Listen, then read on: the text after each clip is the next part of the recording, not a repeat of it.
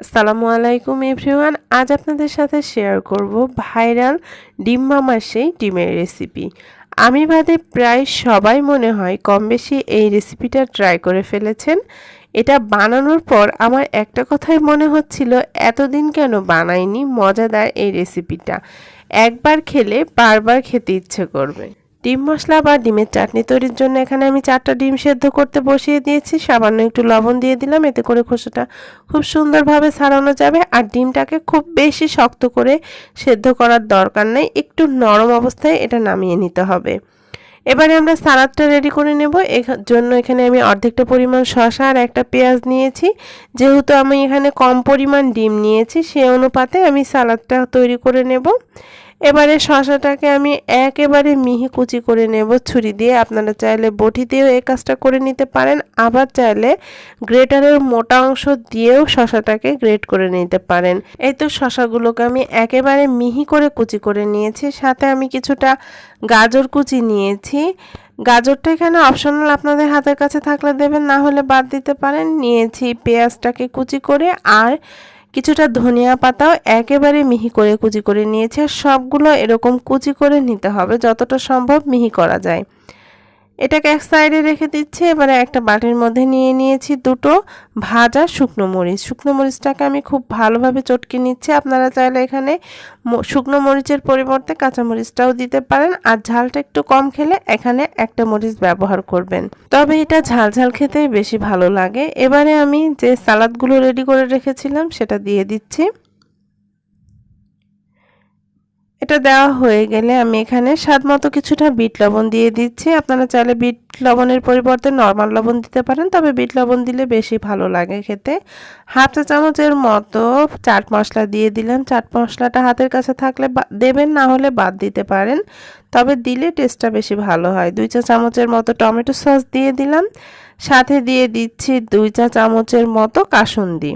এখানে সস এবং কাসুন্দিটা আপনারা আপনাদের টেস্ট অনুযায়ী বাড়িয়ে বা কমিয়ে দিতে পারেন, এটার নির্দিষ্ট কোনো পরিমাপ নেই।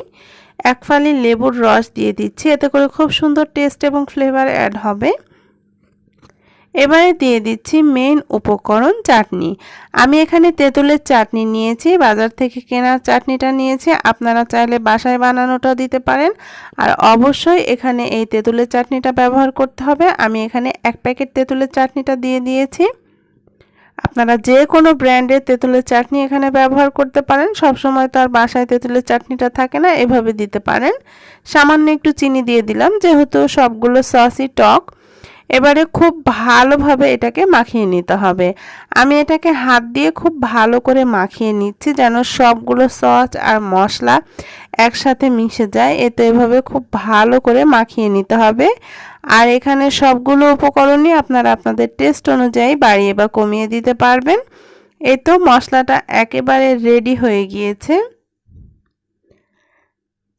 এভাবে করে আমি খুব ভালো করে এটাকে মাখিয়ে নিয়েছি। আর আমি যতটা পরিমাণ মশলা তৈরি করেছি, এখানে প্রায় 7-8টার মতো ডিম মশলা তৈরি করা যাবে।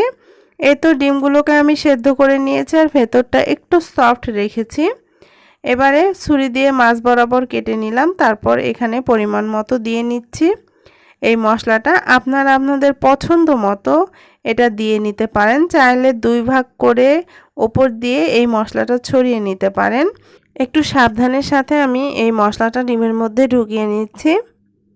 এই তো একটা রেডি হয়ে গিয়েছে। আমি আরও একটা আপনাদেরকে রেডি করে দেখাচ্ছি। মাছ বরাবর একটু কেটে তারপর পরিমাণ মতো মশলাটা দিয়ে দিতে হবে। আপনারা আপনাদের ইচ্ছে মতো দিয়ে নেবেন। আমি একটু বেশি বেশি করে এই মশলাটা দিয়ে নিয়েছি।